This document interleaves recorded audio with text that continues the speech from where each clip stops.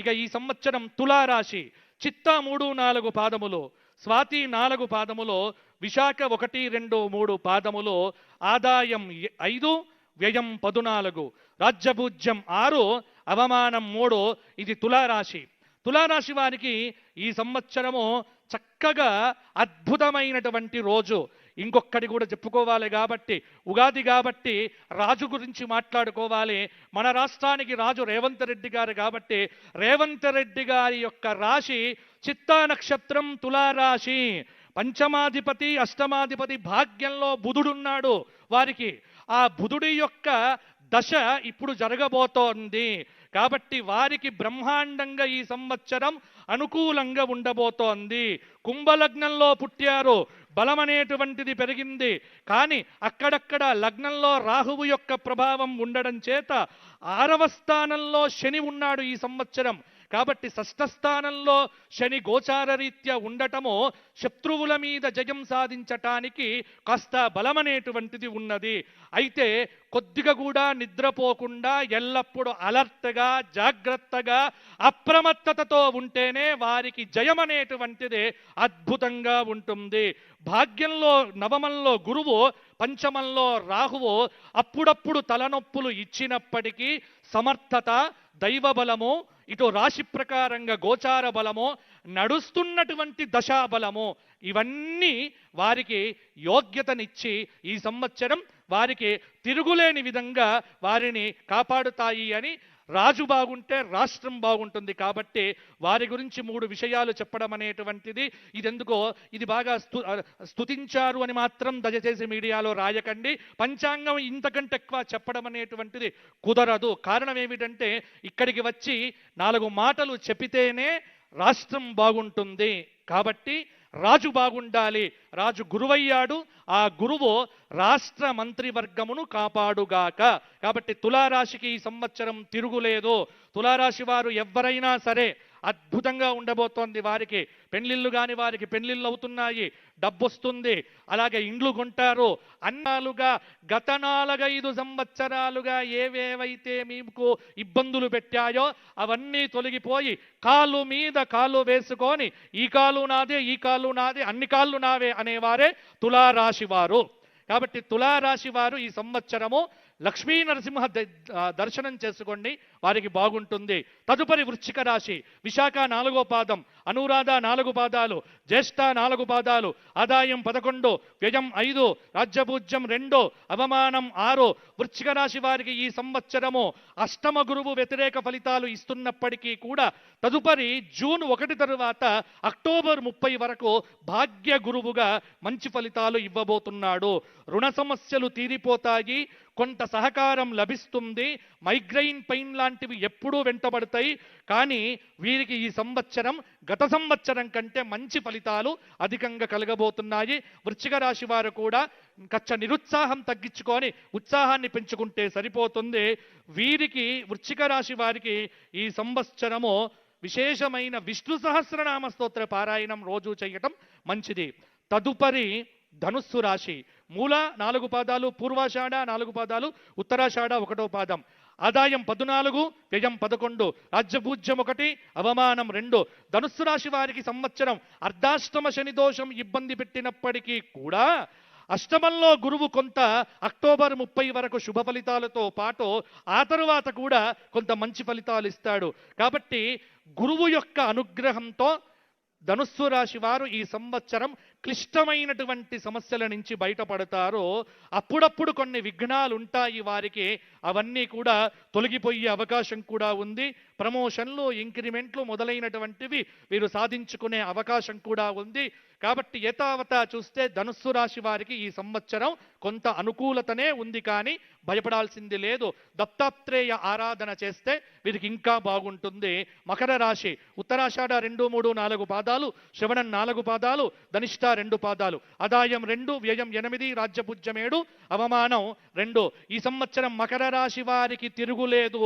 మొండి పట్టుదలతో పరిగెత్తడం ఏమిటో తెలిసినటువంటి మకర రాశి వారికి జూన్ తరువాత అద్భుతమైనటువంటి గోచారం అనేటువంటిది పెరగబోతోంది. మంచి ఫలితాలు ఉంటాయి. మకర రాశి వారికి కూడా ఈ సంవత్సరం ఫలితాలు బాగానే ఉంటాయి. కాబట్టి మకర రాశిలో ఉన్న రాజకీయ నాయకులు కూడా గట్టి ప్రయత్నం చేస్తే వీరికి కూడా పదవులు వచ్చే అవకాశం చాలా వరకు కూడా ఉంది. విద్యార్థులకు బాగుంటుంది. పెళ్లి కాని వారికి పెళ్లిళ్ళవుతాయి. మకర రాశి వారు వెంకటేశ్వర స్వామి దర్శనం చేసుకుంటూ స్వామి సేవ చేస్తూ ఉండండి, మీకు తిరుగు లేకుండా ఉంటుంది. కుంభరాశి ధనిష్ట 3-4 పాదాలు, శతభిషం 4 పాదాలు, పూర్వభద్ర 3 పాదాలు, ఆదాయం 2, వ్యయం 8, రాజ్యపూజ్యం 4, అవమానం 2. కుంభరాశి వారికి ఈ సంవత్సరము కొంత మంచి ఫలితాలే అధికంగా కలగబోతూ ఉన్నాయి. నేర్పుతో, కూర్పుతో, తీర్పుతో ఎదుటి వారిని ఆకట్టుకుంటూ ఉంటారు. వీరి యొక్క మాటయే వీరికి అద్భుతంగా ఉంటుంది. కాబట్టి కోపాన్ని తగ్గించుకొని, చిరాకును తగ్గించుకొని, అసహనాన్ని విడిచిపెట్టి నోటి ముందర చిరునవ్వుతో చిందిస్తూ ఉంటే కుంభరాశి వారికి ఈ సంవత్సరం పనులన్నీ బాగా జరుగుతాయి. కాబట్టి బీ హ్యాపీ. మీ దగ్గర ఉన్న వాళ్ళను హ్యాపీగా ఉంచే ప్రయత్నం చేయండి. కుంభరాశి వారు హనుమాన్ చాలీసా పారాయణం చెయ్యండి, మీకు తిరుగు లేకుండా ఉంటుంది. ఇక చిట్ట చివరిది మీనరాశి. పూర్వభద్ర 4వ పాదం, ఉత్తరాభద్ర 4 పాదాలు, రేవతి 4 పాదాలు, ఆదాయం 11, వ్యయం 11, రాజ్యపూజ్యం 7, అవమానం 2. మీనరాశి వారికి గత సంవత్సరం కంటే ఈ సంవత్సరం బాగుంది. కొంత గురువు శుభమూర్తిగా ఫలితాలు ఇవ్వబోతున్నాడు. అలాగే జన్మంలో శని సంచారం కూడా కొంతమేర పర్వాలేదన్నట్టుగానే ఉంటుంది. ప్రతిదీ ప్రయత్నం చేస్తే విజయం అనేటువంటిది వీరికి ఉంటుంది. అందరికంటే ఎక్కువ కష్టపడాల్సినటువంటి అవసరము మీనరాశి వారికి అయితే ఉంది. కాబట్టి మీనరాశి వారికి ఒకటే ఒక సూత్రం, కష్టే ఫలి శ్రమయేవ జయతే. ఇది చేసుకుంటే సరిపోతుంది. మీనరాశి వారు ఈ సంవత్సరము విశేషమైనటువంటి చక్కటి హనుమంతుడి క్షేత్ర దర్శనము, అలాగే శ్రీశైల జ్యోతిర్లింగ దర్శనాదులు చేసుకోవటం వల్ల వీరికి బ్రహ్మాండంగా ఉంటుంది. ఇది ఈ సంవత్సరం పరాభవనామ సంవత్సరంలో మేషాది 12 రాశుల వారికి ఉన్నటువంటి ఫలితాలు. అలాగే భారతదేశ సౌభాగ్యం పెరుగుతుంది. తెలంగాణ రాష్ట్రం, ఉమ్మడి తెలుగు రాష్ట్రాలు ఈ సంవత్సరం సుస్థిరమైన పరిపాలనతో ముందుకు వెళ్ళాలి అని, చక్కగా పరాభవం అనేటువంటిది ఎవరికి పరాభవం అంటే అధర్మాత్ములకు పరాభవం కలగాలి అని ఒకసారి ఆశీర్వచన పూర్వకంగా చిట్ట చివరిగా ఒక మాట చెప్పి, తొలగిపోవాలి ఆపదల్ తొందరగా, కలుగవలె శాంతి సౌఖ్యముల్ క్రమముగనో, ధర్మ మార్గమునందున ధాత్రి వెలుగా అందరికి గల్గుగావుత, అక్షయంబో బాచం పెళ్లి తనదు భక్తి పూర్వకముగా, పాలనా దక్షత పరగు రేవంతునికి ఇచ్చు ఆశీస్సులు హెచ్చవలయో.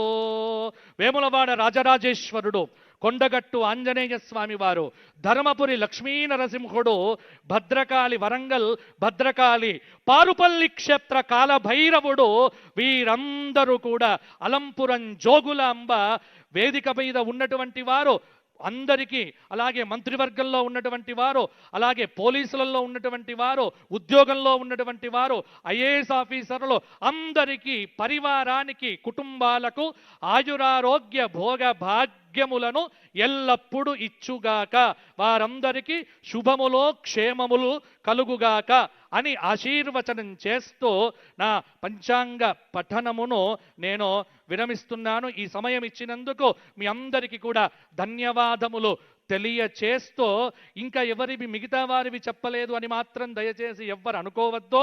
నేను ఎప్పుడు అందుబాటులో ఉండే వ్యక్తినే, అందరికీ పర్సనల్గా చెప్పే ప్రయత్నం తరువాత చేస్తాను. కానీ ఇప్పుడు పరిపాలనగా రాష్ట్రానికి రాజు ముఖ్యం కాబట్టి వారి గురించి చెప్పడం జరిగింది.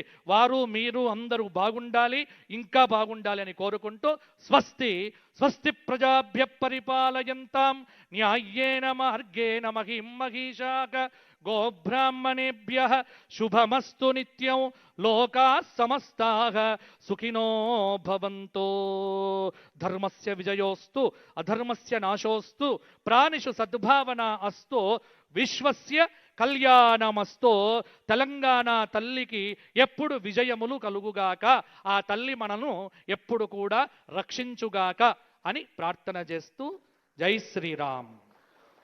మంచిని పంచి మంచిని పెంచే పంచాంగానికి నమస్కరిస్తూ ఇప్పుడు పంచాంగకర్త, పంచాంగ పఠనం గావించిన బాచంపల్లి సంతోష్ కుమార్ శాస్త్రి గారికి సంప్రదాయబద్ధంగా ఆనరబుల్ సీఎం గారు ఇంకా డిప్యూటీ సీఎం గారు పెద్దలు అందించే సాదర సన్మానం.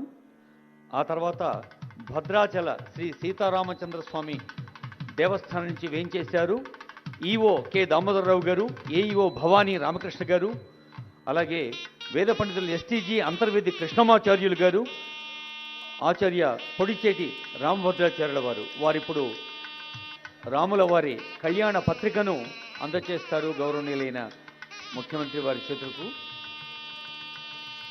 మనకు తెలుసు గౌరవనీయ ముఖ్యమంత్రి గారు కాళేశ్వరంలో తెలంగాణ ప్రభుత్వం నిర్వహించిన సరస్వతి పుష్కరాల సందర్భంలోనూ ఇతర వేదికలపైన మరి రానున్న గోదావరి పుష్కరాల పవిత్ర ఉత్సవాన్ని ఎలా ఒక రాష్ట్రోత్సవంగా నిర్వహించాలో అదిగో ఇప్పుడు భద్రాద్రి సీతారామచంద్ర స్వామి వారి కళ్యాణ పత్రిక.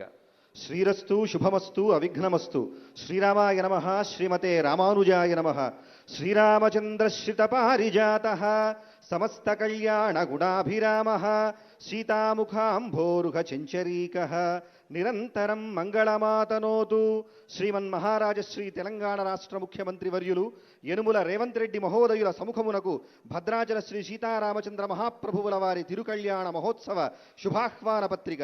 స్వస్తి శ్రీ విజయాభ్యుదయ శాలివాహనచక చాంద్రమాన పరాభవనామ సంవత్సర చైత్రశుద్ధ శ్రీరామనవమి శుక్రవారం అభిజిత్ ముహూర్తమునందు అనగా ది 27/3/2026 మధ్యాహ్నం 12:00 శుభలగ్నమున శ్రీమద్ అఖిలాండకోటి బ్రహ్మాండ నాయకులు భద్రాచల దివ్యక్షేత్ర విరాజితులు అయిన శ్రీరామచంద్ర మహాప్రభువుల వారికి అఖిల జగన్మాత అపార కరుణా స్వరూపిణి భద్రాచల క్షేత్ర విరాజిత అయిన శ్రీ సీతా మహాలక్ష్మీదేవితో అత్యంత వైభవోపేతంగా సార్వభౌమ సవర్చస్కంగా తిరుకళ్యాణ మహోత్సవము జరిపించుటకు బ్రహ్మర్షులు శ్రీపాంచరాత్ర దివ్యాగమ శాస్త్ర ప్రవక్తకులు అయిన నారద భరద్వాజ కపింజల వశిష్ఠ మహర్షి తల్లజులచే శుభముహూర్తము నిర్ణయించడమైనది.